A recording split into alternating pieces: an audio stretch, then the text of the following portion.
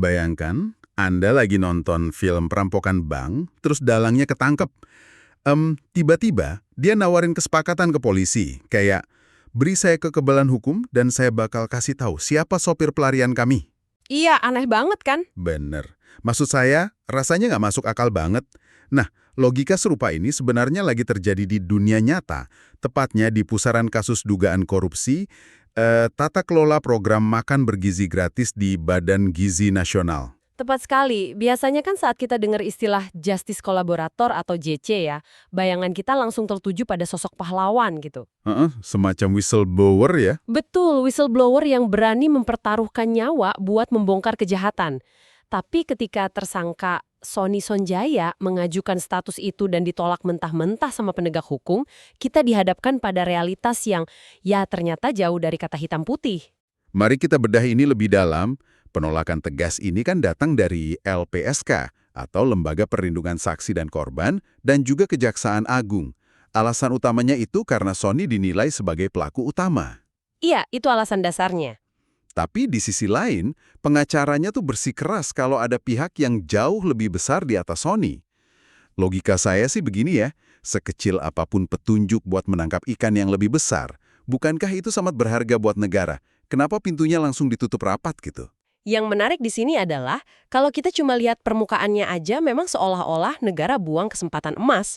Tapi LPSK kan nggak bisa kerja cuma modal janji manis. Undang-undang kita secara eksplisit melarang pelaku utama buat jadi justice collaborator. Oh, ada aturan tertulisnya ya?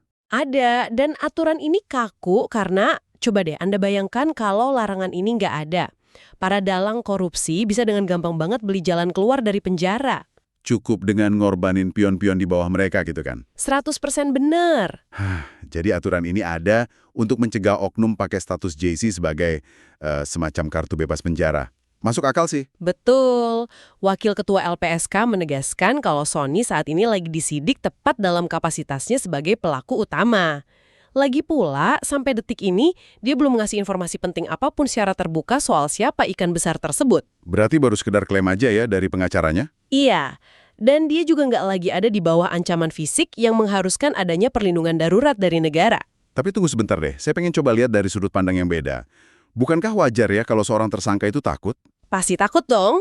Maksud saya, dari kacamata pengacara, ngebuka rahasia jaringan korupsi tanpa jaminan perlindungan itu kan ibarat bunuh diri. Disinilah bagian yang sangat menarik buat Anda cermati. Ini kayak situasi catch-22 yang pelik banget. Iya, semacam buah si malakama ya. Tepat. Tersangka butuh perlindungan sebelum berani buka suara, padahal negara butuh bukti nyata dulu sebelum bisa membenarkan pemberian perlindungan itu. Itu poin yang sangat valid. Dan emang dilema ini yang sering bikin negosiasi hukum jadi alot banget. Tapi mari kita lihat syarat dari LPSK yang paling fundamental.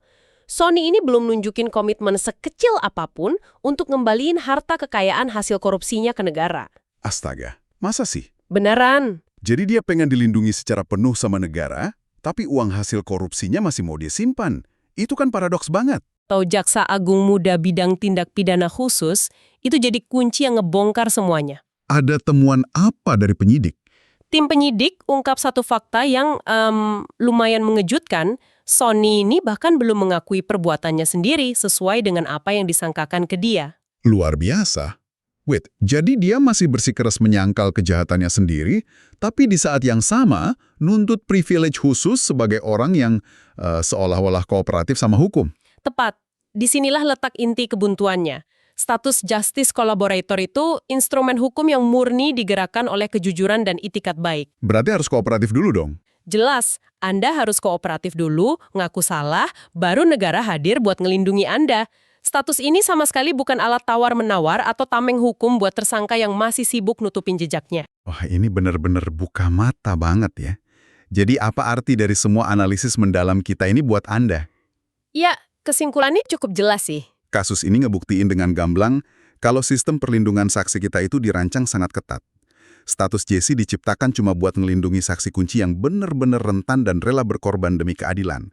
Bukan perisai tawar-menawar bagi pihak yang mendominasi sebuah kejahatan. Sangat setuju.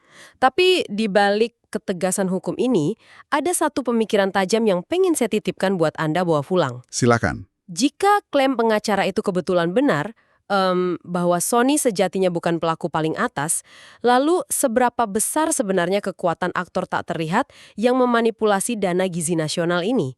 Dan yang lebih bikin resah, mungkinkah identitas mereka bakal terkubur selamanya cuma gara-gara kebuntuan negosiasi ini?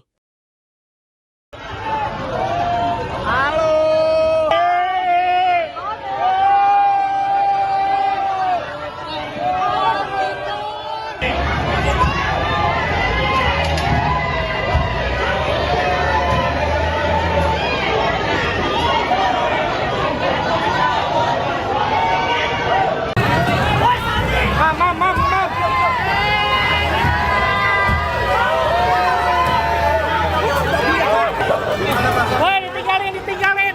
Wah, ditinggalin.